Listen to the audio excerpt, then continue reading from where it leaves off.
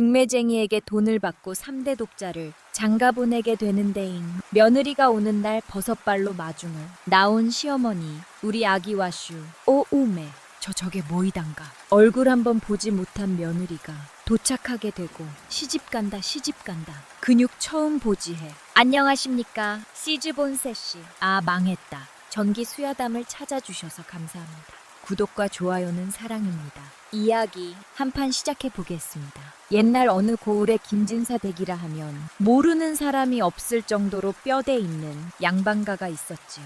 허나 그건 호랑이, 담배 먹던 시절 이야기고 지금은 기와장에 기가 끼고 대문짝이 비틀어진 지 오래된 그야말로 쫄딱 망한 집안이었습니다. 이 집안의 안주인 박씨 부인은 억척스럽기로 소문난 여인이었으나 가난 앞에서는 장사가 없었습니다. 고가는 텅 비어 거미가 집을 지은 지 오래여 쌀독을 긁어도 쌀겨 하나.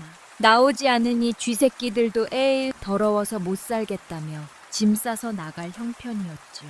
어느 날 밤이었습니다. 박씨 부인이 안방에서 콩할 만한 등잔불 아래 한숨을 푹푹 쉬고 있는데 부엌에서 달그락 소리가 났습니다. 아니 도둑인가. 굶쳐갈 것도 없는데 박씨가 몽둥이를 들고 부엌으로 달려가 보니 비쩍 마른 생 한 마리가 바닥에 떨어진 콩 한쪽을 물고 도망치려 하고 있었습니다.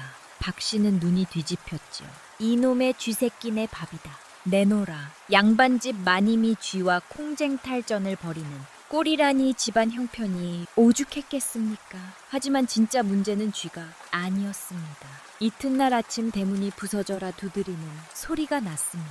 계시오. 박씨마님, 돈 갚을 날이 지났소. 들이닥친 건 굴에서 악독하기로 소문난 고리대금업자 왕대인과 그 똘마니들이었습니다. 3대 독자인 아들 김선비가 과거 공부한답시고 책값이다, 약값이다 빌려 쓴 돈이 자그마치 500, 이자가 눈덩이처럼 불어 이제는 집문서까지 넘어가게 생긴 겁니다.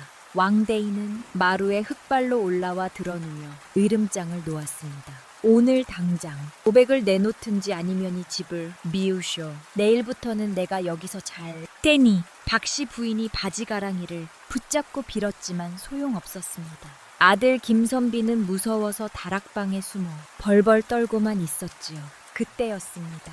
동네에서 오지랖 넓기로 유명한 중매쟁이 할머니 슬그머니 박씨 부인의 소매를 잡아 끌며 은밀하게 속삭였습니다. 마님 죽으란 법은 없나 봅니다. 네, 좋은 수가 하나 있는데 들어보시렵니까? 박씨 부인은 지푸라기라도 잡는 심정으로 되물었습니다. 좋은 술라니 돈이라도 나온단 말인가? 그러자 중매쟁이는 눈을 반짝이며 말을 이었습니다. 돈이 나오다마다요. 저 아랫마을 장터에서 큰 객주를 하는 맹신네 아시지요? 돈이 썩어나는 집안인데 거기서 대리사위를 구하다 안 돼서 이제는 며느리로 보내겠답니다. 조건이 딱 하나 있는데 며느리를 받아 주기만 하면 대개 빚 500을 그쪽에서 싹 다 갚아준답니다.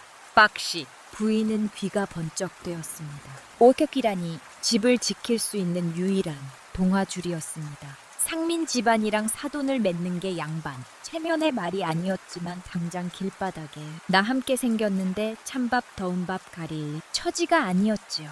박씨 부인이 다급하게 외쳤습니다. 하겠네. 당장 하겠다고 전하게네. 아들은 3대 독자 양반이니 그쪽에서도 감지덕지겠지. 중매쟁이는 기뻐하면서도 뭔가 찜찜한 듯 말끝을 흐리며 덧붙였습니다. 근데 마님 그 댁 따임이 덩치가 좀 큽니다. 아주 튼튼해요. 박씨 부인은 코웃음을 쳤습니다. 튼튼하면 좋지. 일 잘하고 애 잘 낳겠구먼. 눈, 코, 입 다 달려있으면 상관없네. 당장 날 잡게. 박씨 부인은 그때 알았어야 했습니다. 크다는 말이 단순히 키가 좀 크다는 뜻이 아니었다는 것을요. 맹신의 딸 맹순이 동네 황소랑 씨름을 해도 이긴다는 소문을 듣긴 했지만 그저 헛소문이 넘겨버린 게 화근이었습니다. 드디어 혼례 날이 밝았습니다. 김진사댁 마당은 빚쟁이 왕대인의 감시에 조촐하게 꾸며졌습니다. 동네 사람들도 빚 갚으려고 아들을 빨라스네 수근거리며 구경을 왔지요. 신랑 김선비는 사시나무 떨듯 떨며 대청에서 있었습니다. 그때 저 멀리 고개마루에서 신부 가마가 보이기 시작했습니다. 그런데 감골이 어딘가 이상했습니다. 보통 감꾼 두 사람이면 넉넉할 것을 덩치 좋은 장정네 명이 달라붙어 가마를 메고 오는데 그들의 몰고말이 아니었습니다. 헛사람 살려 야이씨 발맞춰 놔주거 한겨울인데도 감꾼들은 땀으로 목욕을 한 듯했고 다리는 갓 태어난 송아지처럼 후들거리고 있었습니다. 감마가 한 걸음씩 다가올 때마다 땅이 쿵쿵 울리는 듯했습니다. 마침내 가마가 김진사댁 대문 앞까지 왔을 때였습니다. 낡은 대문턱을 너려던 앞쪽 감군 하나가 다리에 쥐가 나며 비틀을거렸습니다. 내 다리 균형이 무너지자 감마가 한쪽으로 쏠렸습니다. 사람들은 어하며 비명을 질렀지요. 바로 그 순간이었습니다. 우지끈 화직 벼락치는 소리가 마당을 울렸습니다. 가마가 땅에 닿기도 전에 가마 밑바닥 나무 판자가 뻥 뚫려버린 것입니다. 그리고 그 구멍 사이로 아름드리 나무 기둥 같은 두 다리가 쑥 빠져나와 마당 흙바닥에 박혔습니다. 가마는 찌그러졌고 감군들은 튕겨나갔습니다. 흙먼지가 자욱한 가운데 뚫린 가마 바닥으로 걸어나온 신부가 가마 뚜껑을 헌집신 털듯 툭 던지며 몸을 일으켰습니다. 그녀가 바로 맹순이었습니다. 피는 팔척 장신이여 어깨는 떡 벌어진 장군감이며 팔뚝은 웬만한 성인 남자 허벅지보다 굵었습니다. 하얀 소복 같은 홀레복이 터질 듯 꽉 끼었고 머리에 쓴 족두리는 마치 찐빵 하나 올려놓은 것처럼 작아 보였습니다. 아이고 다 왔는가 보네. 좁아 터져서 다리에 쥐나는 줄 알았어. 우렁찬 목소리가 마당을 저렁저렁 올렸습니다. 마루에 앉아있던 시어머니 박씨는 입을 다물지 못한 채 담배를 떨어뜨리며 넉넉나 소리를 내뱉었습니다. 며느리가 아니라 산적 두목을 들였구나. 구경하던 동네 사람들도 기겁을 했습니다. 저게 여자인가 곰인가. 감군들이 살아있는 게 용하네. 맹수는 아랑곳하지 않고 성큼 걸어와 시어머니 앞에 섰습니다. 그녀가 걸을 때마다 마당의 흙이 푹푹 푹였습니다. 어머님 며느리 맹순이 왔습니다. 절 받으시지요. 맹순이 널쭉 큰 절을 올리자 마당에 흙먼지가 폭하고 일어났습니다. 박씨 부인은 정신이 아득해지는 걸 느끼며 기둥을 붙잡았습니다. 빚은 갚았지만 이제 집안 쌀독이 남아나지 않겠다는 불길한 예감이 엄습했습니다. 신랑 김선비는 이미 기절하기 일부 직전이었지요. 우여곡절 끝에 혼례식이 끝나고 첫날 밤이 찾아왔습니다. 신방은 비좁은 단칸방이었습니다. 맹순이 들어앉으니 방이 꽉 찼습니다. 신랑 김선비는 맹순에게 잡아먹힐까봐 방구석 벽에 딱 붙어서 마치 매미 허물처럼 바짝 말라가고 있었습니다. 맹순이 물이라도 한 잔 마시려 사기 그릇을 집어들며 말했습니다. 서방님 물 한 잔 드시소. 하지만 긴장한 맹순이 손에 힘을 살짝 주자 파사 사기 그릇이 과자 부스러기처럼 가루가 되었습니다. 김선비는 희 비명을 지르며 이불을 뒤집었습니다. 아이고 그릇이와 일이 약한 후 죄송합니다. 맹수는 머쓱한 듯 머리를 극적였습니다. 그러고는 피곤하다는 듯 기지개를 한번 크게 켰습니다. 팔을 쭉 뻗자 천장, 석갈래 주먹이 닭가루가 우수 떨어졌습니다. 서방님 저는 피곤해서 먼저 눕겠습니다. 앉아봐. 먹을 테니 걱정 마이소. 맹수는 털썩 자리에 누웠습니다. 그저 평범하게 누웠을 뿐입니다. 하지만 이 집은 지은 지 50년도 더 된 낡은 초가집이라는 게 문제였죠. 뿌지직쿵 둔탁한 파여름과 함께 방바닥이 꺼졌습니다. 맹순의 묵직한 엉덩이가 구들장을 박살내고 아궁이 쪽으로 쑥 빠져버린 것입니다. 박는 순식간에 구들장, 흙먼지로 좌우해졌고 맹수는 상반신만 방에 남고 하반신은 땅속에 박힌 채 멍하니 천장을 바라보았습니다. 어머 집이 좀 많이 약하네. 김선비는 비명도 지르지 못하고 입만 뻥긋거렸고 밖에서 문구멍으로 엿보던 시어머니 박씨는 그 자리에 주저앉아 통곡했습니다. 아이고 내 팔자야 빚 갚으려다 집구석 다 무너지게 생겼구나. 몰락한 양반개 들어온 괴물 며느리 맹순 김진사댁에 파란만장한 앞날을 예고하는 첫날 밤은 그렇게 깊어가고 있었습니다. 이튿날 아침이 밝았습니다. 시어머니 박씨는 밤새 한숨도 못 잤습니다. 간밤에 며느리가 눕자마자 구들장이 내려앉는 천지개벽을 겪은 탓에 놀란 가슴이 진정되지 않았기 때문입니다. 게다가 벽 하나를 사이에 두고 들려오는 며느리의 코는 소리는 흡사 군주인 호랑이가 그르렁대는 소리 같아 고막을 때렸습니다.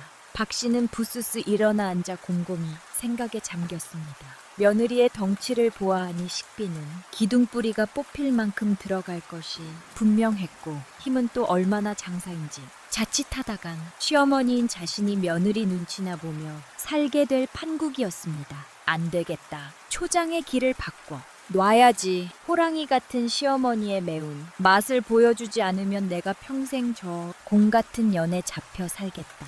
결심을 굳힌 박 씨는 아침 밥상을 물리자마자 광을 뒤지기 시작했습니다. 먼지 구덩이 속에서 한참을 뒤적거린 끝에 박 씨의 손에 들린 것은 언제 썼는지 기억도 나지 않는 낡은 도끼 하나였습니다. 날은 다 빠져서 뭉툭하기가 다듬이 방망이 같았고 녹이 슬어 붉은 칠을 한 듯했습니다. 이걸로는 아름드리 나무는 두 부모 하나 자르기도 힘든 지경이었지요. 박 씨는 회심의 미소를 지으며 마당으로 나가 며느리를 불렀습니다. 부엌에서 소뚜껑만 한 손으로 세수를 하던 맹순이 어슬렁 걸어 나왔습니다. 그녀가 문지방을 밟을 때마다 문투의 비명을 질렀습니다. 박 씨는 짐짓한 표정을 지으며 맹순의 발치에 녹슨 도끼를 툭 던졌습니다. 그러고는 이 집안의 법도라며 엄포를 놓았습니다. 우리 집안은 예로부터 새 며느리가 들어오면 효심을 보이기 위해 첫날 첵감을 해오는 법도가 있다. 날도 추운데 저기 뒷산에 가서 해지기 전까지 마당에 장작을 산더미처럼 채워 오너라. 박 씨가 소리치자 맹수는 발치에 떨어진 도끼를 집어들고 요리조리 살펴보았습니다. 손가락으로 도끼날을 문지르자 붉은 녹가루가 우수 떨어졌습니다. 맹수는 난감한 표정으로 물었습니다. 어머님, 도끼가 좀 많이 묻대. 이거 가지고는 나뭇가지도 안 잘리겠는데. 하지만 박 씨는 눈나 깜짝하지 않고 호통을 쳤습니다. 정성이 있으면 바위로도 나무를 베는 법이니 만약해지기 전까지 못 채워오면 오늘 저녁밥은 국물도 없을 줄 알라며 의름장을 놓았지요. 물론 그런 법도는 없었습니다. 그저 무딘 도끼로 고생 좀 해보고 밥을 굶겨서 기를 죽이려는 시어머니의 뻔한 속셈이었습니다. 보통 장정이라도 그 도끼로는 사흘 밤낮이 걸릴 일이었습니다. 맹수는 시어머니의 불호령에 군말 없이 고개를 숙였습니다. 예, 알겠음. 다녀오겠습니다. 맹수는 녹슨 도끼를 허리춤에 차고 터덜터덜 뒷산으로 향했습니다. 그녀의 거대한 등기 대문을 나서자 박 씨는 춥거리며 웃음을 참지 못했습니다. 제 알이 힘센 장사라도 날 빠진 도끼로는 어림없을 테니 오늘 밤 며느리가 배고픔에 눈물 흘릴 것을 생각하니 10년 묵은 체증이 내려가는 듯했습니다. 겨울 산바람은 매웠습니다. 살을 내는 칼바람이 불었지만 맹수는 굉겹 저고리 하나만 걸치고도 덥다며 소매를 걷어붙였습니다. 산중턱에 다다른 맹수는 허리춤에서 도끼를 꺼내 들었습니다. 시험 삼마 앞에 있는 팔뚝만한 소나무 가지를 내리쳐 보았습니다. 퉁 하는 둔탁한 소리와 함께 도끼가 튕겨 나갔습니다. 나무 껍질에 기스 하나 나지 않았고 오히려 맹순의 손목만 얼었습니다. 도끼날을 보니 뭉개지다 못해 평평해져 있었습니다. 맹수는 기가 찬 듯 허두음을 흘렸습니다. 시어머니가 일부러 이런 걸 주셨구나 싶었지만 그렇다고 빈손으로 내려갈 수는 없는 노릇이었습니다. 맹수는 도끼를 저 멀리 풀숲에 휙 던져버렸습니다. 성질 급한 그녀에게 이런 고철 덩어리는 짐만 될 뿐이었습니다. 그때였습니다. 덤불 속에서 구해야 하는 거친 숨소리와 함께 집채만한 멧돼지 한 마리가 튀어나왔습니다. 겨울이라 먹을 게 없어 독이 바짝 오른 놈이었습니다. 멧돼지는 맹순을 보자마자 코김을 뿜으며 무섭게 돌진해 왔습니다. 뾰족한 언니가 맹순의 허벅지를 들이받으려는 일촉즉발의 순간이었습니다. 하지만 맹순은 놀라기는커녕 귀찮다는 듯 인상을 찌푸리며 손등을 휘졌습니다. 비키라 바쁘다. 맹순의 손등이 멧돼지의 주둥이를 스치듯 때렸습니다. 마치 파리를 쫓는 듯한 가벼운 손짓이었으나 그 결과는 참혹했습니다. 퍽하는 소리와 함께 멧돼지는 비명 한 번 지르지 못하고 공중으로 붕 떠올랐습니다. 대굴대굴 구르며 날아가던 멧돼지는 저 멀리 산비탈 아래로 별똥별처럼 사라졌습니다. 맹수는 손을 탁탁 털며 나중에 내려가면서 주워가야겠다고 생각했습니다. 방해꾼도 사라졌으니 맹수는 본격적으로 일에 집중했습니다. 그녀의 눈에 수십 년은 무었을 법한 아름드리 참나무 고목이 들어왔습니다. 어른 두 사람이 팔을 벌려야 겨우 안을 수 있을 만큼 거대한 나무였습니다. 맹수는 나무 앞으로 다가가 침을 쉼고는 두 팔을 벌려 나무 기둥을 맡겨 안았습니다. 나무 껍질에 거친 질감이 맹순의 볼에 닿았습니다. 그녀는 다리에 힘을 주며 땅을 디었습니다. 발목까지 흙 속으로 푹 박혔습니다. 에우라카카카카카카 산이 떠나갈 듯한 기합 소리와 함께 땅이 지진이라도 난 듯 울리기 시작했습니다. 맹순의 목과 팔뚝의 핏줄이 지렁이처럼 꿈틀대며 솟아올랐습니다. 땅속 깊이 박혀있던 나무 뿌리들이 비명을 지르며 흙 위로 솟구쳐 올랐습니다. 급과 돌멩이가 폭발하듯 사방으로 튀었습니다. 거대한 참나무가 뿌리째 뽑혀 맹순의 품에 안겼습니다. 그녀는 숨 한 번 고르지 않고 옆에 있는 나무로 이동했습니다. 하나로는 시어머니를 따뜻하게 해드리기 부족할 것 같았기 때문입니다. 겨울이 지나고 마른 가지에 물이 오르는 봄이 찾아왔습니다. 맹순이 해온 어마어마한 장작 덕분에 김진사 댁은 난생 처음으로 냉골 신세를 면하고 뜨끈한 겨울을 보냈지요. 하지만 추위가 가시자 더 무서운 놈이 찾아왔으니 바로 보리고개라는 놈이었습니다. 시어머니 박씨의 걱정은 태산 같았습니다. 며느리 맹순의 먹성이 그야말로 고래가 바다를 마시듯 어마어마했기 때문입니다. 보통 사람 밥 공기로는 간에 기별도 안 간다 하여 세수. 떼야만한 양푼의 밥을 비벼 먹는데 그것도 한 끼에 두세 그릇을 뚝딱해 치웠습니다. 빚을 갚느라 쌀 바닥이 드러난 지 오랜 김진사대 형편으로는 감당하기 어려운 식욕이었지요. 어느 날 오후 점심을 건너뛴 맹순이 마루에 힘없이 걸터 앉았습니다. 꼬르륵 쿵쿠구쿵 천둥치는 소리가 맹순의 뱃속에서 울려 퍼졌습니다. 그 소리가 어찌나 큰지 마루 밑에서 자던 바둑이가 지진이 난 줄 알고 깨갱거리며 도망칠 정도였습니다. 배고픔에 눈이 칩해진 맹수는 마당에서 있는 기둥을 멍하니 쳐다보았습니다. 그녀의 눈에는 저 굵은 기둥이 마치 잘 구워진 가래떡처럼 보였나 봅니다. 맹순이 무의식 중에 입맛을 다시며 기둥을 잡고 아작 깨물어 보려 입을 벌리는 순간이었습니다. 방 안에서 이를 지켜보던 박씨는 기업을 했습니다. 전연이 배가 고프니 이제 집둥을 갉아먹으려 하는구나. 저러다 집 무너진다. 박씨는 부들부들 떨며 장롱 깊숙이 숨겨둔 비상금 엽전 몇 푼을 꺼냈습니다. 집이 무너지는 것보다는 쌀을 사오는 게 싸게 먹힐 것이라 판단한 것이지요.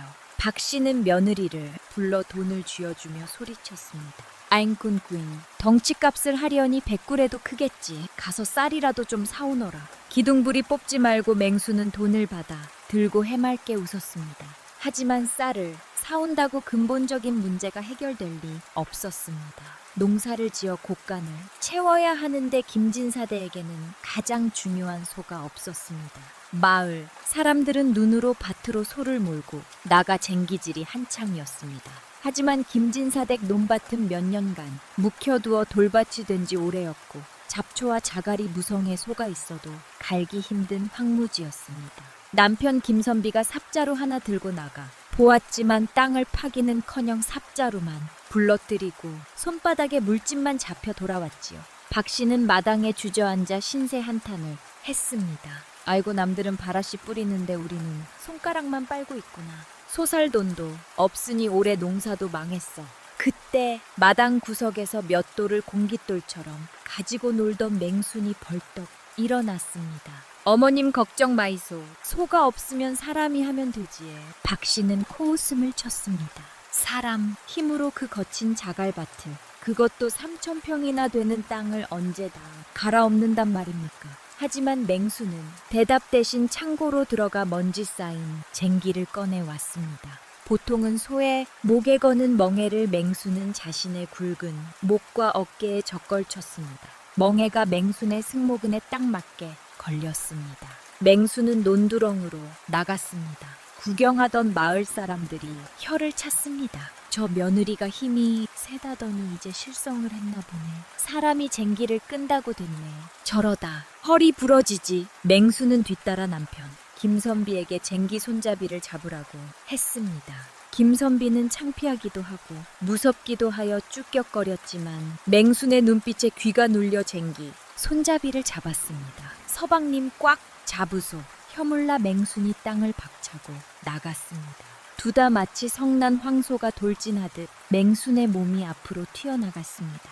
과가각 우지끈 믿을 수 없는 광경이 펼쳐졌습니다. 맹순이 지나가는 자리마다 딱딱하게 굳은 땅이 두부처럼 갈라지고 뒤집혔습니다. 땅 속에 박혀 있던 얼은 머리통만한 바위들이 맹순의 힘에 밀려 팝콘처럼 튀어 올랐습니다. 뒤에서 쟁기를 잡은 김선비는 땅을 딛고 걷는 게 아니라 맹순의 속도에 못 이겨 종이 인형처럼 공중에 매달려 펄럭거리고 있었습니다. 유아, 여보 천천히 나 죽소. 김선비의 비명은 맹순의 귀에 들리지 않았습니다. 맹순은 신이 났습니다. 묵은 땅을 갈아엎는 쾌감, 온몸의 근육이 팽팽하게 당겨지는 느낌에 취해 폭주기관차처럼 밭을 누비기 시작했습니다. 보통 소 한 마리가 하루 종일 걸릴 밭갈이를 맹수는 반나절 만에 끝내 버렸습니다. 자갈밭이었던 황무지는 순식간에 기름진 옥토로 변해 있었지요. 구경하던 마을 사람들은 입을 다물지 못했습니다. 소보다 더 빠르고 소보다 힘이 센 며느리, 사람들은 그녀를 보며 인간 황소라 수근거렸습니다. 그렇게 밭을 갈던 중이었습니다. 밭 한가운데 큰 덤불 쪽에서 시커먼 그림자가 튀어나왔습니다. 밟는 소리에 놀라 잠에서 깬 멧돼지 가족이었습니다. 그 중에서도 대장수녀는 덩치가 송아지했습니다. 멧돼지는 씩씩거리며 맹순을 향해 돌진해 왔습니다. 뒤에 매달려 오던 김선비는 멧돼지다 사람 살려 하며 쟁기를 놓고 도망치려 했지만 다리가 풀려 주저앉고 말았습니다. 하지만 맹수는 쟁기 멍에를 맨 채로 멈춰섰습니다. 그녀의 눈이 번쩍 빛났습니다. 그녀의 눈에는 달려오는 멧돼지가 무서운 맹수가 아니라 김이 모락모락 나는 수육 한 접시로 보였던 것입니다. 뭐냐, 오늘 저녁 반찬은 너로구나. 맹수는 달려오는 멧돼지의 정수리를 향해 주먹을 내리고 잤습니다. 단 한 방이었습니다. 멧돼지는 백소리 한 번 못 지르고 그 자리에서 뻗어버렸습니다. 맹수는 기절한 멧돼지의 뒷다리를 한 손으로 잡고 다른 어깨에는 여전히 쟁기를 맨 채 의기양하게 집으로 돌아왔습니다. 그날 저녁 김진사댁 마당에서는 잔치가 벌어졌습니다. 멧돼지를 팔아 쌀을 사고 남은 고기로는 국을 끓이고 수육을 삶았습니다. 고기 냄새가 온 집안에 진동하자 시어머니 박씨의 얼굴에도 오랜만에 화색이 돌았습니다. 저녁 밥상머리, 맹순의 밥그릇은 여느 때와 달랐습니다.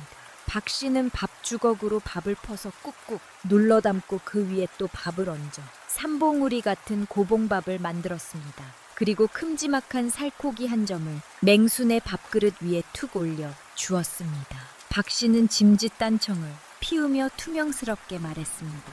많이 처먹어라. 덩치값을 하려면 그 정도는 먹어야 내일 또 밭을 갈 것. 아니냐. 맹수는 입안 가득 밥을 우물거리며 해실해실 웃었습니다. 시어머니의 말투는 여전히 거칠었지만 그 밥그릇에 담긴 무게가 예전과는 다르다는 것을 맹순도 박씨도 알고 있었기 때문입니다. 예, 어머님, 꿀맛입니다. 내일은 뒷산 개가 나 계심더. 맹순의 씩씩한 대답에 박씨는 고개를 절레절레 흔들면서도 입가에 번지는 미소를 숨길 수 없었습니다. 500량 빚 때문에 억지로 들인 며느리였지만이 며느리가 아니었다면 굶어 죽어도 진작 죽었을 것이라는 사실을 인정한 것이지요. 그 뒤 맹순이 피땀 흘려 번 돈으로 황소한 마리를 장만하였는데 이름을 누렁이라 지었습니다. 누렁이는 맹순과 함께 밭을 갈고 집안일을 도왔으니 김진사댁의 든든한 식구가 되었지요. 집안 곳간에는 맹순이 땀 흘려 번 쌀가마니가 하나둘 쌓이기 시작했습니다. 쥐새끼들도 먹을 게 없어 도망가던 김진사댁에 맹순이라는 복덩이가 굴러들어온 덕분에 다시 사람 사는 온기가 돌기 시작했습니다. 하지만 호사담하라 했던가요? 김진사 댁이 다시 일어선다는 소문은 담장을 넘어 탐욕스러운 이들의 귀에도 들어가고 말았습니다. 맹순의 괴력이 이번에는 밭이 아닌 더 험난한 곳에서 쓰이게 될 줄은 아무도 몰랐습니다. 이 무렵 고을에는 미행복으로 갈아입은 선비 하나가 슬그머니 나타나 이 집을 다니며 백성들의 사정을 살피고 있었습니다. 그는 암행거사였는데 사도와 왕대인의 탐악이 심하다는 소문을 듣고 파견된 것이었지요. 하지만 아직은 때가 아니라 여기며 증거를 모으는 중이었습니다. 계절이 두어 번 바뀌는 사이 쥐구멍에 들다 못해 눈이 부실 지경이 되었습니다. 김진사 댁은 이제 굴에서 내려오라 하는 분홍 소리를 듣게 되었습니다. 이게 다 인간 황소, 며느리 맹순 덕분이었지요. 맹순이 갈아엎은 밭에서는 작물들이 터질 듯 여물었고 곳간에는 맹순이 피땀 흘려 거둔 쌀가마니가 천장까지 닿을 때 쌓였습니다. 어느 평화로운 저녁이었습니다. 안방에서는 웃음꽃이 피었습니다. 맹수는 세수 떼야만 한 양푼에 보리밥과 나물을 산처럼 쌓아놓고 비비고 있었고 박씨는 며느리의 밥 위에 귀한 참기름을 아낌없이 부어 주고 있었습니다. 많이 먹어라. 내일은 아랫물을 터야 하니 힘 좀 써야 한다. 박씨가 짐진 짓 무뚝뚝하게 말하자 맹수는 입가에 밥풀을 묻힌 채 해실해실 웃으며 고개를 끄덕였습니다. 겉으로는 툭툭거려도 이제 맹수는 박씨에게 없어서는 안 될 복덩이였습니다. 비실비실하던 남편 김선비도 맹순이 잡아온 멧돼지를 고아먹은 덕에 제법 살집이 오르고 혈색이 좋아졌지요. 하지만 이 평화가 누군가에게는 배가 아파 죽을 꼴불견이었나 봅니다. 굴관아의 은밀한 사랑방 악독한 고리대금업자 왕대인은 사도 앞에서 술잔을 채우며 이를 갈고 있었습니다. 본래 김진사 댁의 집문서와 전답을 통째로 삼킬 계획이었으나 굴러들어온 곰 같은 며느리 때문에 원금의 이자까지 싹 돌려받고 쫓겨난 것이 분통 터져 잠을 잘 수가 없었기 때문입니다. 왕대인은 품속에서 묵직한 돈 주머니를 꺼내 사도의 밥상 위에 턱하고 올려 놓았습니다.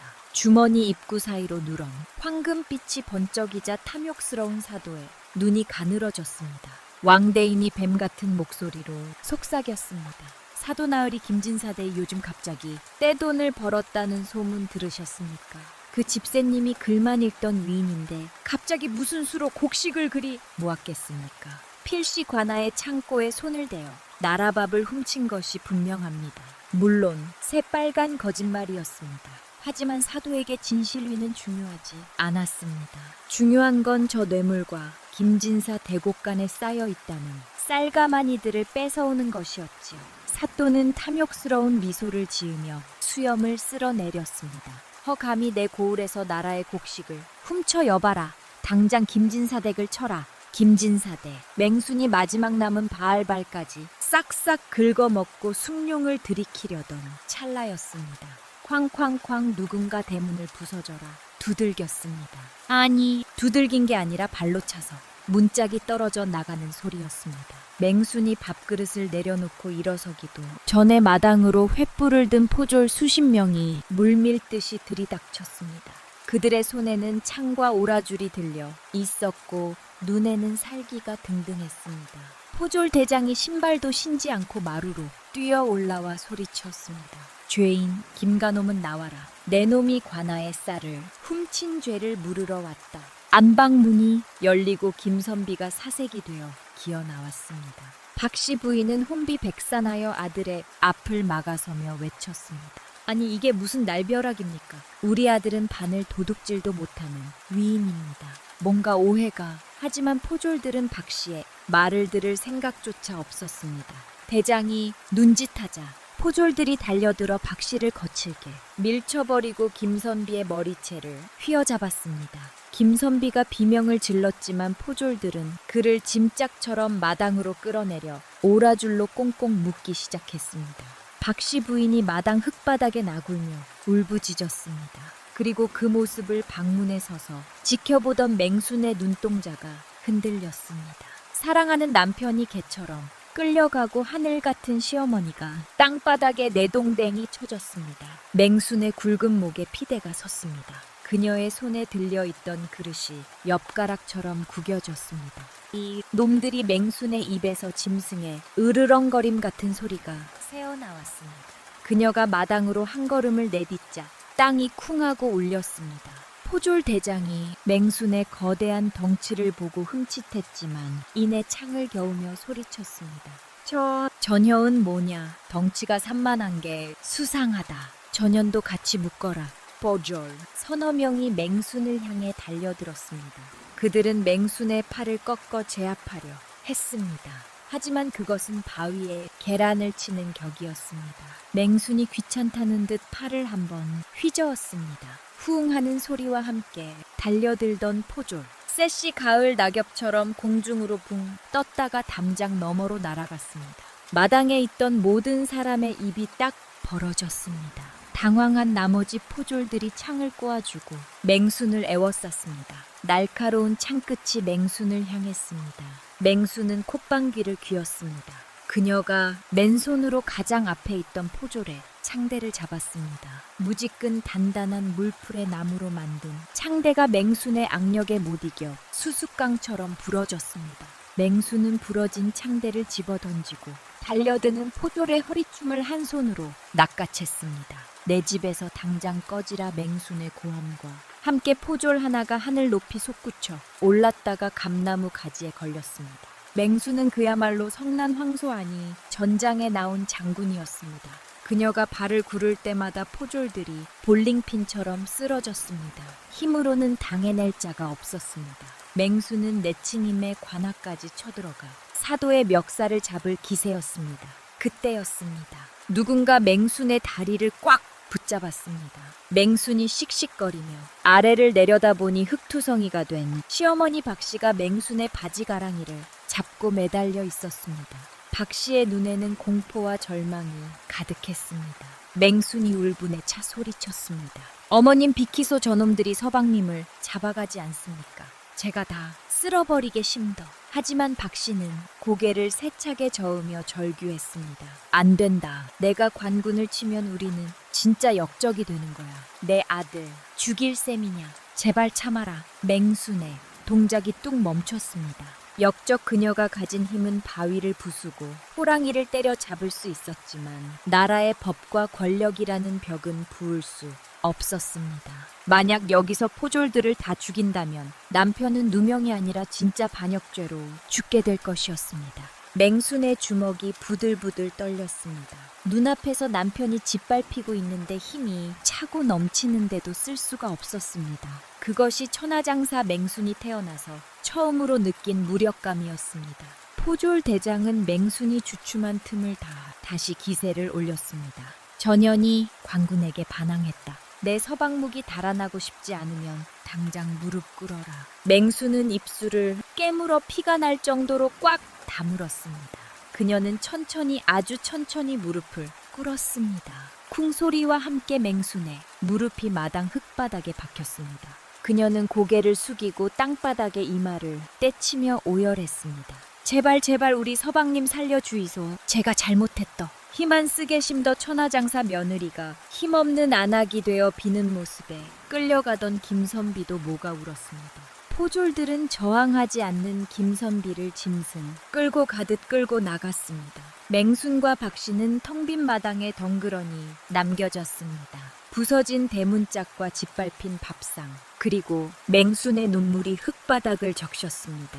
박씨는 엎드려 오는 며느리의 등짝을 털썩 끌어안았습니다. 아이고, 힘만 세면 무엇냐. 돈 없고 백 없으면 일이 당하는 것을 내 새끼 불쌍해서 어쩌나 그날 밤 김진사.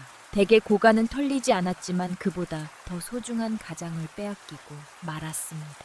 맹수는 주먹을 쥐고 다짐했습니다. 힘으로 안 된다면 내 뼈와 살을 깎아서라도 서방님을 구해오겠노라고. 그것이 그녀 앞에 놓인 더 가혹한 시련의 시작인 줄은 모른 채 말입니다. 보졸들에게 남편 김선비가 개처럼 끌려간 뒤 김진사댁 마당에는 처절한 정적만이 감돌았습니다. 짓밟힌 마당 흙위로 맹순의 뜨거운 눈물이 뚝뚝 떨어져 얼룩을 남겼습니다. 힘이라면 산을 뽑고 바위를 부술 자신이 있었건만 관아의 위세 앞에서는 그 힘조차 무용지물이었습니다. 맹수는 태어나서 처음으로 자신의 무력함에 치을 떨었습니다. 시어머니, 박씨는 넋이 나간 사람처럼 마루 끝에 걸터 앉아 먼 산만 바라보고 있었습니다. 집안을 일으키려던 며느리의 노력이 하루아침에 역적에 혐의가 되어 돌아오다니 하늘이 무심해도 유분수지 이럴 수는 없었습니다. 그 시각 고을 관화에 형틀앞 김선비는 온몸이 결박당한 채 사도 앞에 무릎 꿇려 있었습니다. 사도 옆에는 비열한 웃음을 흘리는 왕대인이 부채를 살랑거리면서 있었습니다. 사도가 쩌렁저쩌렁한 목소리로 죄를 물었습니다. 죄인 김가는 들어라. 내 놈이 훔친 관아에 곡식으로 배를 불린 죄가 명백하다.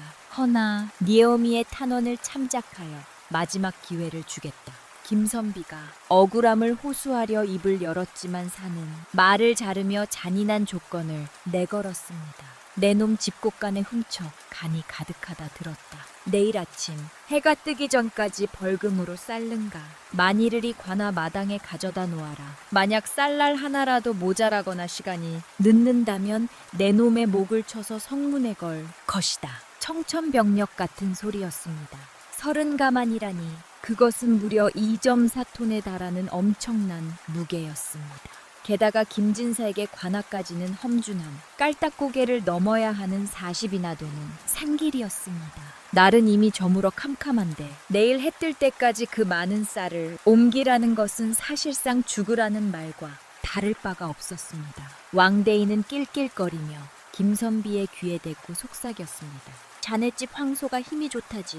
어디 한번 잘 끌고 와보게나 오는 길에 다리가 부러지지 않는다면 말일세. 한밤중이 되어서야 관아의 심부름꾼이 김진사대에게 사도의 명령을 전하고 돌아갔습니다. 내용을 전해 들은 시어머니 박씨는 그 자리에 혼절하듯 쓰러졌습니다. 아이고 내 새끼 죽었네. 이 밤중에 그 많은 쌀을 어찌 옮긴단 말이냐. 사또놈이 작정하고 우리를 죽이려 드는구나. 박씨가 가슴을 치며 통곡했지만 맹수는 울지 않았습니다. 그녀의 눈동자는 횃불처럼 이글거리고 있었습니다. 맹수는 벌떡이 일어나 곡간으로 달려갔습니다.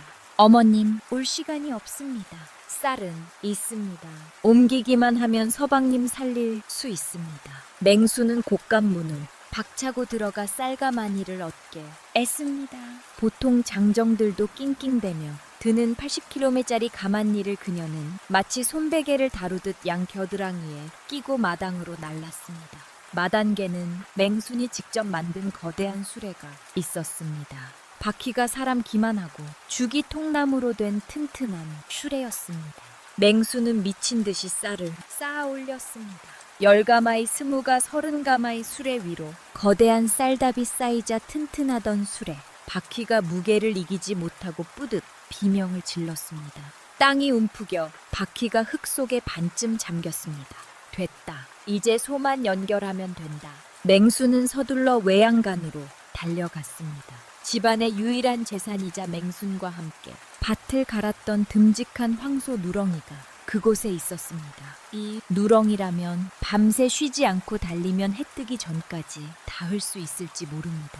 하지만 외양간 문을 연 맹수는 그만 자리에 얼어붙고 말았습니다. 누렁 외양간 바닥에는 누렁이가 허연 거품을 물고 쓰러져 있었습니다. 눈은 뒤집혀 있었고 몸은 이미 싸늘하게 식어가고 있었습니다. 밥그릇에는 누군가 몰래 섞어놓은 독초 냄새가 진동했습니다.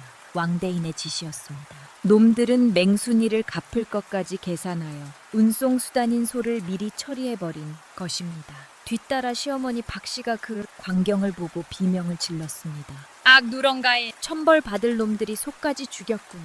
이제 다 끝났다. 다 끝났어. 박씨는 외양간 기둥을 붙잡고 무너져 내렸습니다. 수레가 있어도 끌 수가 없으니 30가마니 살은 그저 무거운 돌덩거리에 불과했습니다. 남편을 살릴 유일한 희망이 거품을 물고 죽어버린 것입니다. 그때였습니다. 우르릉 쾅 마른 하늘의 날벼락이 치더니 굵은 빗방울이 후두둑 떨어지기 시작했습니다. 하늘조차 그들을 버린 듯 억수 같은 비가 쏟아져 내렸습니다. 빗물은 순식간에 마당을 진흙탕으로 만들었고 박씨의 통곡 소리마저 삼켜 버렸습니다. 절망적인 상황, 누구라도 포기할 수밖에 없는 순간이었습니다. 하지만 맹수는 쓰러진 누렁이의 감지 못한 눈을 부드럽게 쓸어내려 감겨 주었습니다. 그리고는 천천히 일어섰습니다. 그녀는 벽에 걸려 있던 쇠 멍에를 집어들었습니다. 나무를 깎아 만든 투박하고 무거운 멍에였습니다. 맹수는 빛을 거리는 걸음으로 빗속을 뚫고 마당의 술래 앞으로 걸어갔습니다. 그리고는 멍에를 수레에 끌 채 연결했습니다. 박씨가 빗물에 젖은 얼굴을 들고 멍하니 며느리를 바라보았습니다. 아가 뭐 하는 짓이냐? 소도 죽었는데 그걸 어쩌려고. 맹수는 대답 없이 멍에 아래로 자신의 머리를 밀어 넣었습니다. 소의 목에 걸려야 할 멍에가 맹수네. 굵은 목과 승모근 위에 척 얹어졌습니다. 거칠고 딱딱한 나무가 맹순의 어깨살을 파고들었습니다. 어머님 맹순이 멍에를 꽉 잡으며 입을 열었습니다. 빗줄기가 그녀의 얼굴을 타고 흘러내렸지만 눈빛만은 형하게 빛나고 있었습니다. 친정에 가서 소를 빌려오기엔 시간이 늦었고 당장 마을에서 소를 구할 돈도 없습니다. 방법은 하나뿐입니다. 맹수는 다리에 힘을 주며 땅을 움켜 주었습니다. 허벅지 근육이 터질 듯 팽창했습니다. 제가 급니다. 제가 소가 되어 서방님 살리러 가겠더. 박씨는 기겁을 하며 달려와 며느리를 말렸습니다. 미쳤어. 내가 제정신이냐. 사람이 어떻게 소달구지를 끌어. 그것도 30가마니를 가다가 허리가 부러져 죽는다. 차라리 내가 죽음마. 제발 이러지 마라. 하지만 맹순의 고집은 꺾을 수 없었습니다. 그녀는 이미 결심을 굳힌 장수와도 같았습니다. 맹수는 떨리는 목소리로 하지만 단호하게 시어머니에게 부탁했습니다. 어머님은 뒤에서 쌀이 안 떨어지게 잡아만 주의소. 시간이 없습니다. 갑시다. 맹순이 기합을 넣었습니다. 을착기기 쾅 거대한 술의 바퀴가 지흙탕 속에서 비명을 지르며 반바퀴 굴렀습니다. 2점. 아톤의 무게가 맹순의 어깨를 짓눌렀습니다. 맹순의 입에서 크하는 신음이 터져 나왔지만 술래는 거짓말처럼 움직이기 시작했습니다. 박씨는 털썩 주저앉아 엉엉 울고 싶었지만 빗속에서 빛을 거리며 앞으로 나아가는 며느리의 등을 보고 이를 악물었습니다. 그녀는 비틀을 거리며 일어나 술의 뒤편으로 달려갔습니다. 그리고 젖먹던 힘까지 짜내어 수레를 밀기 시작했습니다. 그래 가자 가보자. 내 새끼 살리러 가보자. 폭우가 쏟아지는 치읓 같은 밤 죽은 소 대신 멍게를 맨 인간 황소 며느리와 그 뒤를 미는 늙은 시어머니 두 여인은 그렇게 불가능한 길을 떠났습니다. 앞에는 험준한 깔딱고개가 입을 벌리고 기다리고 있었고 발밑은 채처럼 변한 진흙탕이었습니다. 그들의 처절한 행군이 막 시작되고 있었습니다. 하늘에 구멍이라도 뚫린 드석수 같은 비가 쏟아졌습니다. 치흙 같은 어둠 속에서 들리는 것이라고는 비초리와 천둥소리 그리고 거친 숨소리뿐이었습니다. 채어 김진사댁 며느리 맹수는 사람이 아니었습니다. 그녀는 내 발 달린 짐승이 되어 진흙탕을 기어가고 있었습니다. 30가마니 무게로 따지면 2.4톤에 달하는 엄청난 쌀수레가 맹순의 어깨에 걸린 멍에를 통해 그녀의 전신을 짓눌렀습니다. 비에 젖은 흙길은 꽤나 다름 없었습니다. 한 걸음을 떼면 발목까지 푹푹 빠지는 진흙탕이 맹순의 발을 잡아당겼습니다. 신고 있던 집시는 진작게 너덜너덜해져 찢겨 나갔고 맨발은 날카로운 돌부리에 베어 피투성이가 되었습니다. 하지만 맹수는 아픔을 느낄 겨를조차 없었습니다. 멈추면 수레가 지늘게 처박혀 다시는 움직이지 못할 것임을 본능적으로 알았기 때문입니다. 뒤에서 수레를 미는 시어머니 박씨의 몰골도 처참하기는 마찬가지였습니다.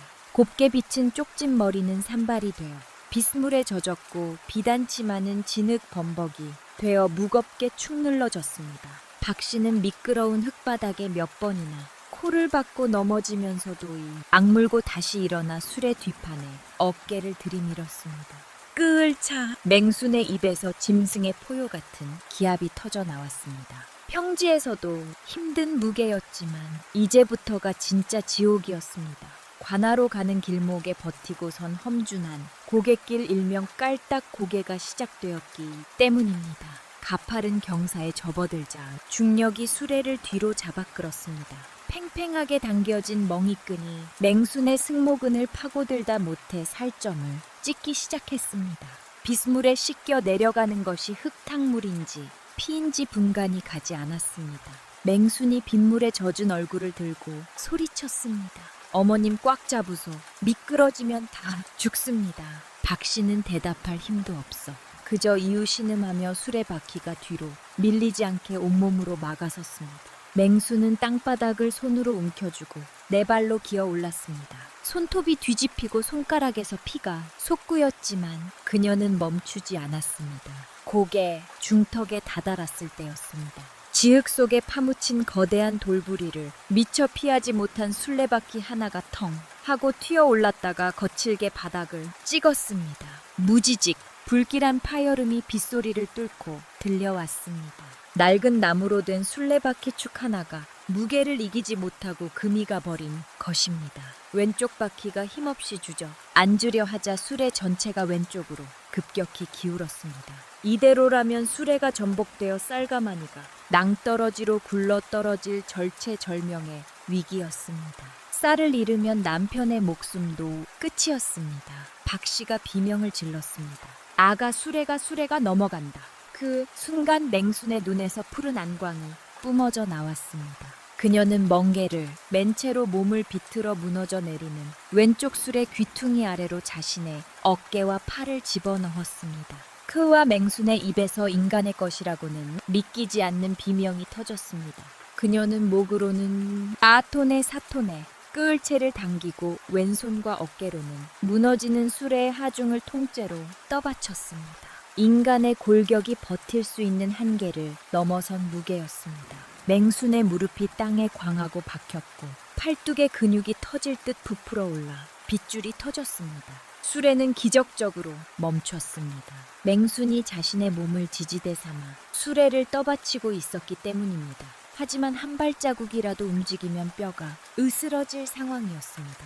뒤에서 수레를 밀던 박 씨는 번개 불빛에 비친 며느리의 모습을 보고 그만 다리에 힘이 풀려 주저앉고 말았습니다. 맹순의 어깨는 멍게에 쓸려 살점이 떨어져 나갔고 하얀 뼈가 보일 지경이었습니다. 피가 분수처럼 솟구쳐 빗물과 섞여 붉은 강을 이루고 있었습니다. 그럼에도 맹수는 이를 악물고 수레를 놓지 않고 있었습니다. 그것은 짐승이 아니었습니다. 곰도 아니었고 소도 아니었습니다. 그것은 자식을 살리기 위해 가족을 지키기 위해 자신의 몸을 불사르는 위대한 어미의 모습이자 아내의 모습이었습니다. 박 씨의 가슴 속에서 뜨거운 것이 울컥 치밀어 올랐습니다. 지난날 밥을 많이 먹는다며 구박하고 덩치가 크다며 짐승 취급했던 자신의 모습이 주마등처럼 스쳐 지나갔습니다. 자신이 그토록 천대했던 며느리가 지금 자신의 아들을 살리기 위해 뼈를 깎고 살을 찢고 있었습니다. 박 씨는 진흙탕을 기어 며느리에게 다가갔습니다. 그리고 떨리는 손으로 자신의 속치마를 북 찢었습니다. 박 씨는 울음 섞인 목소리로 외쳤습니다. 아가 잠깐만 참아라. 피가 너무 많이 난다. 박 씨는 찢어낸 치마폭을 맹순에 찢어진 어깨와 멍에 사이에 끼워 넣었습니다. 맹순의 상처에 닿은 박 씨의 손이 부들부들 떨렸습니다. 며느리의 뜨거운 피가 시어머니의 손을 적셨습니다.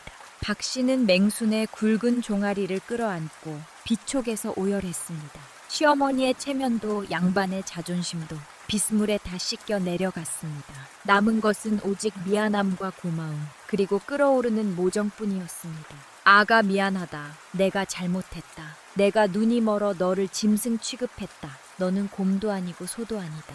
너는 하늘이 내게 보내준 내 귀한 딸이다. 제발 죽지만 마라. 박 씨의 통곡, 소리가 빗소리를 뚫고 맹순의 귀가에 닿았습니다. 고통으로 정신이 아득해지던 맹순의 눈의 초점이 돌아왔습니다. 딸이라는 말 난생 처음 들어보는 시어머니의 따뜻한 진심이었습니다. 그 한마디가 맹순의 심장에 꺼져가던 불씨를 다시 지폈습니다. 맹순은 피 섞인 침을 캔뱉으며 씩 웃었습니다. 어머님 안 죽습니다. 서방님 밥 차려줘야지. 미키소. 일어나비 다시 다리에 힘을 주었습니다. 차땅이 울렸습니다. 맹수는 기울어진 수레를 어깨 힘만으로 귀뚱하고 바로 세웠습니다. 부러진 바퀴축 대신 자신의 팔로 수레를 지탱하며 다시 한 걸음을 내디뎠습니다. 쿵 한 걸음 쿵 두 걸음 박씨도 눈물을 훔치며 벌떡 일어났습니다. 그녀는 맹순의 뒤에 붙어 수레를 밀기 시작했습니다. 그래 가자. 내 따라 가보자. 내 늙은 뼈가 부러져도 너랑 같이 간다.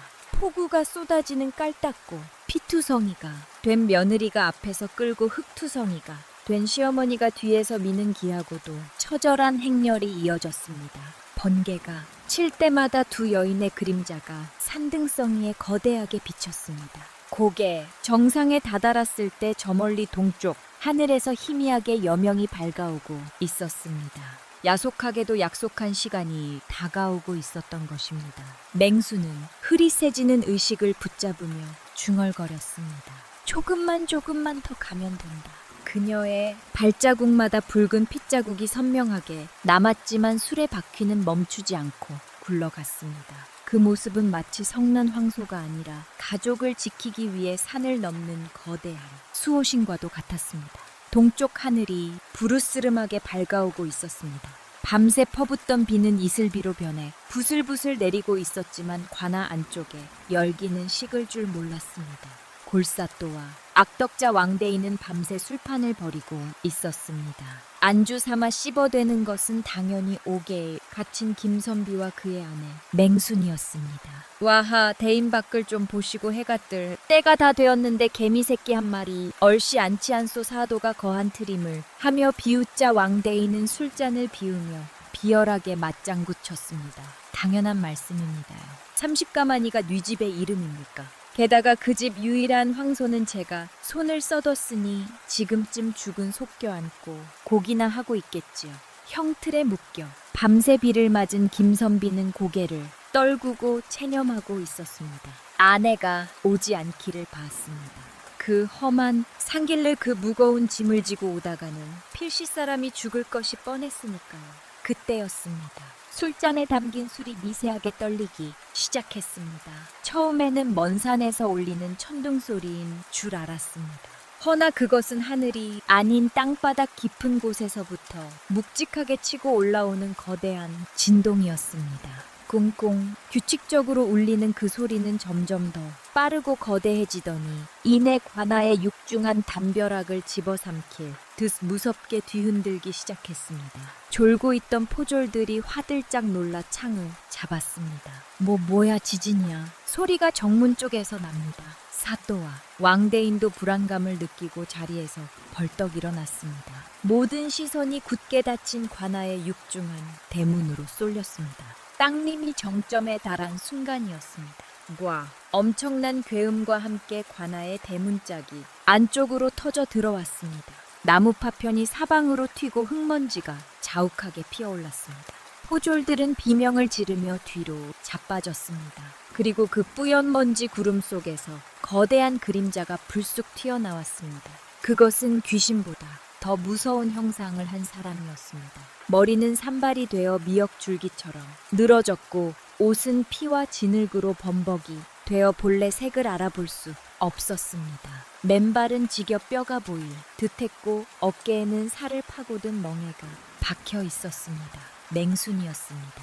그녀는 죽을 힘을 다 끌고 온 거대한 쌀수레와 함께 관아 마당 한복판에 우뚝 섰습니다. 그녀의 뒤로는 흡투성이가 된 시어머니 박씨가 비틀을거리며 맹순의 허리춤을 잡고 따라 들어왔습니다. 숨막히는 정적이 관아를 감쌌습니다. 사도는 입을 딱 벌린 채 턱이 빠질 뻔했고 왕대인은 들고 있던 술잔을 떨어뜨렸습니다. 사람이 소도 없이 저 산더미 같은 쌀을 끌고 왔다는 사실을 믿을 수 없었기 때문입니다. 맹순이 천천히 고개를 들었습니다. 빛발선 눈동자가 사도를 정확히 쏘아 보았습니다. 그녀의 몸에서 뿜어져 나오는 살기에 훈련받은 포졸들조차 뒷걸음질 쳤습니다. 맹수는 어깨에 걸려있던 멍에를 손으로 잡아 뜯어내듯 벗겨 바닥에 툭 던졌습니다. 쌀 가져왔어. 맹순의 목소리는 갈라지고 쉬어 있었지만 관아 전체를 울릴 만큼 묵직했습니다. 그녀는 덜덜 떨리는 손을 들어 묶여 있는 남편 김선비를 가리켰습니다. 약조한 쌀과 마니, 쌀 하나 안 흘리고 가져왔소. 그러니 내 서방 그리고 내 어머님의 아들 당장 내놓으시오. 사는 공포에 질려 다리가 후들거렸습니다. 저 여자가 마음만 먹으면 기둥뿌리도 뽑아버릴 것 같았습니다. 하지만 왕대인은 이대로 물러설 수 없다는 듯 악을 썼습니다. 이 인연이 어디서 사기를 쳐? 저게 훔친 쌀인지 아닌지 어떻게 알아? 그리고 시간이 늦었어. 해가 떴잖아. 왕대인의 억지에 맹순의 눈썹이 꿈틀했습니다. 그녀는 대답 대신 발치에 있던 쌀가마이 하나를 쳐다보았습니다. 그리고는 다리에 힘을 주어 쌀가마니를 축구공 차듯 뻥 하고 걷어찼습니다. 슈응퍼 80kg짜리 쌀가마니가 대포알처럼 날아가 왕대인의 배를 강타했습니다. 거하는 외마디 비명과 함께 왕대인은 뒤로 날아가 사도가 앉아있던 평상 밑에 처박혔습니다. 쌀가마니가 터지며 하얀 쌀알이 왕대인 위로 눈처럼 쏟아졌습니다. 간접적인 하지만 확실한 무력 시위였습니다. 맹순이 한 발짝 다가서며 으르렁거렸습니다. 사또 쌀맛 좀 더 보시겠소. 저 술에 아직 25가만이 남았소만. 사는 기겁을 하며 손사래를 쳤습니다. 아니다. 됐다. 여봐라. 당장 죄인을 풀어 주어라. 어서 포졸들이 허둥지둥 달려들어 김선비의 오라줄을 끊었습니다. 풀려난 김선비는 울면서 달려와 맹순과 어머니를 끌어안았습니다. 그때 관 앞 밖에서 구경하던 백성들 사이에서 한선비가 부채를 펴며 걸어 나왔습니다. 그는 맹순이 수레를 끌고 올 때부터 뒤따라 모든 것을 지켜본 사람이었습니다. 선비가 품에서 마패를 꺼내들어 올렸습니다. 아멘거사 출두야 역졸들이 들이닥치며 관아는 아수라장이 되었습니다. 아멘거사는 맹순 앞으로 다가와 고개를 숙였습니다. 내 팔을 돌며 수많은 효부와 연려을 보았으나 자네 같은 장사는 처음 보네. 그대의 효심과 기계가 하늘을 찔렀으니 내 왕대인과 사도의 죄를 엄히 묻고 그대 집안에 억울함을 풀어주겠네. 맹수는 그제야 긴장이 풀린 듯 다리에 힘이 빠졌습니다. 휘청거리는 맹수는 이번에는 시어머니 박씨와 남편이 양쪽에서 단단히 부축했습니다. 가자 아가, 집에 가자. 오늘 저녁은 고기다. 네가 좋아하는 고기 실컷 먹자. 박씨의 말에 맹수는 피 묻은 얼굴로 희미하게 웃었습니다. 폭우가 그친 하늘 위로 찬란한 아침 해가 떠오르고 있었습니다. 그것은 김진사대에게 찾아온 새로운 희망의 빛이었습니다. 아멘거사의 출두로 관하는 발칵 뒤집혔고 억울하게 옥살이를 하던 김선비는 무죄로 풀려났습니다. 와 왕대인은 줄줄이 굴비 엮이듯 오라줄에 묶여 한양으로 압되었으니 구울 사람들은 알터니가 빠진 듯 시원하다며 만세를 불렀습니다.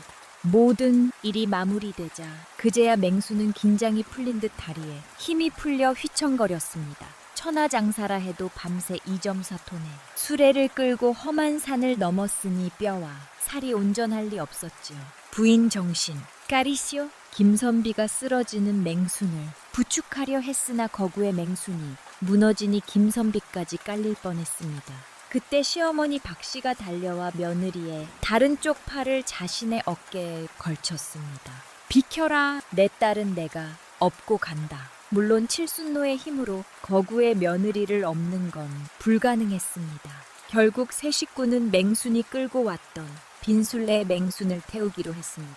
올 때는 맹순이 목숨 걸고 끌고 왔으나 갈 때는 남편이 앞에서 끌고 시어머니가 뒤에서 미는 모양새가 되었지요. 돌아오는 길 비갠 하늘에는 무지개가 걸려 있었습니다. 박씨는 수레에 누운 며느리의 찢어진 발을 자신의 옷자락으로 감싸주며 하염없이 눈물을 흘렸습니다. 진을과 피로 얼룩진 며느리의 발은 그 어떤 비단심보다 귀해 보였습니다. 아가, 아프냐? 집에 가면 내 제일 좋은 약 발라주마. 고기도 실컷 먹여주마. 맹수는 눈도 제대로 뜨지 못한 채 입가에 희미한 미소를 지으며 중얼거렸습니다. 어머님, 저 밥 많이 먹는다고 이제 구박 안 하실 거지? 박씨는 콩물을 훌쩍이며 고개를 세차게 끄덕였습니다. 아만 하고 말고 기둥뿌리를 뽑아 먹어도 좋다. 너는 내 며느리고 내 딸이고 우리 집안의 은인이다. 집에 도착하자마자 박 씨는 부엌 아궁이에 불부터 지었습니다. 따뜻한 물을 데워 며느리의 발을 직접 씻겨주었습니다. 양반집이 며느리 발을 씻겨준다니 예전 같으면 천지가 개벽할 일이었지만 박 씨는 며느리의 발에 박힌 돌 조각을 하나하나 빼내며 정성스럽게 얼루만졌습니다. 그날 밤 맹수는 시어머니의 무릎을 베고 드르렁코를 골며 세상 모르고 깊은 잠에 빠졌습니다. 그로부터 7, 8년의 세월이 흘렀습니다. 김진사 댁은 이제 몰락한 양반가가 아니었습니다. 맹순이 피땀 흘려 지킨 재산은 나날이 불어났고 다 쓰러져 가던 초갓집은 온데간데 없고 그 자리엔 으리으리한 기와집이 들어섰습니다. 굴 사람들은 그 집을 장군댁기라 불렀지요. 어느 화창한 봄날 오후였습니다. 마당에서는 아이들의 웃음소리가 담장을 넘어가고 있었습니다. 형가, 그거 놓치면 안 돼. 걱정 마라. 애울까. 마당 한가운데서 외나이 셋이 공기, 놀이를 하고 있었습니다. 헌데 그 공깃돌이 좀 이상했습니다. 5살 빼기 막내 녀석이 받아라 하며 던진 것은 주먹만한 조약돌이 아니라 부엌에서 쓰는 묵직한 몇 돌이었습니다. 휘깃터 7살짜리 형이 날아오는 몇 돌을 한 손으로 가볍게 낚아챘습니다.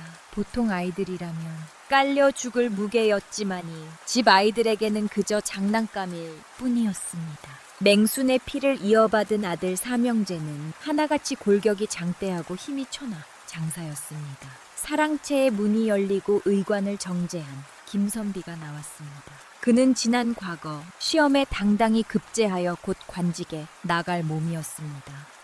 녀석들 마당 꺼지겠다. 살살 좀 놀거라. 김선비는 흐뭇한 표정으로 아들들을 바라보다가 안채 쪽을 기웃거리며 소리쳤습니다. 어머니, 부인은 아직 안 일어났습니까? 해가 중천인데 보통 며느리라면 시어머니보다 늦게 일어난다는 건 상상도 못할 일입니다. 하지만이 집안의 법도는 달랐습니다. 부엌에서 달그락거리던 시어머니 박씨가 행주 치마를 두르고 나오며 아들에게 눈을 흘겼습니다. 조용히 해라. 우리 장군님 어젯밤 늦게까지 반일하느라 고단하시다. 깨우지 마라. 박씨는 며느리가 깰까 봐 살금살금 걸어다녔습니다. 시어머니가 며느리 잠을 챙겨주는 집. 이것이 김진사 때 아니 맹순네 집의 새로운 풍경이었습니다. 잠시 후 안방문이 드르륵 얼리며 맹순이 부스한 얼굴로 나왔습니다. 몇 년 사이 살집이 더 좋아지고 풍채가 능해진 맹순이었습니다. 이와 잘 잤다. 맹순이 기지개를 켜며 팔을 쭉 뻗자 우지끈하는 소리와 함께 기둥이 살짝 뒤틀리고 귀와 지붕이 들썩거렸습니다. 마당에 있던 바둑이가 익숙하다는 듯 하품을 했습니다. 맹순이 마루에 걸터 앉아 부엌에서 대기하고 있던 시어머니 박씨가 기다렸다는 듯 소반을 들고 달려 나왔습니다. 소반 다리가 휘어질 정도로 음식이 가득했습니다. 고봉밥은 기본이요. 닭백숙 한 마리에 쇠고기 산저 조기구이까지 임금님 수라상이 부럽지 않은 밥상이었습니다. 박씨는 며느리 앞에 밥상을 내려놓으며 세상에서 가장 다정한 목소리로 말했습니다. 아이고 우리 며느님 아니 우리 장군님 일어나셨습니까? 시장하시죠. 얼른 드세요. 닭다리는 다 내 거다. 맹수는 눈을 비비며 밥상을 보더니 활짝 웃었습니다. 어머님 아침부터 뭘 이리 많이 차리셨어. 서방님은 드셨는겨. 아범은 아까 먹었다. 너 주려고 아껴둔 거니 남기지 말고 다 먹어라. 그래야 힘써서 우리 손주들도 낳아주지. 박씨의 농담에 맹순이 얼굴을 붉히며 어머님도 참하고 웃음을 터뜨렸습니다. 맹순이 닭다리를 뜯으며 행복하게 밥을 먹는 모습.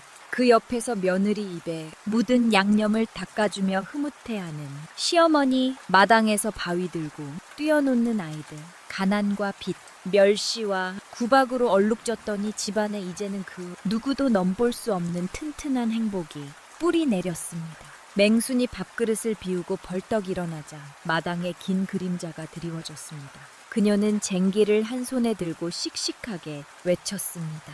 자, 밥심도 채웠으니 또 일하러 가볼까 해. 어머님, 서방님 다녀오겠다. 어냐, 조심히 다녀오라. 산은 뽑지 말고 밥만 가라. 박씨의 배웅을 받으며 대문을 나서는 맹순의 발걸음마다 땅이 쿵쿵하고 기분 좋게 울렸습니다. 가문을 일으킨 인간, 황소, 천하장사 며느린 맹순의 전설은 그렇게 오래오래 전해져 내려왔답니다.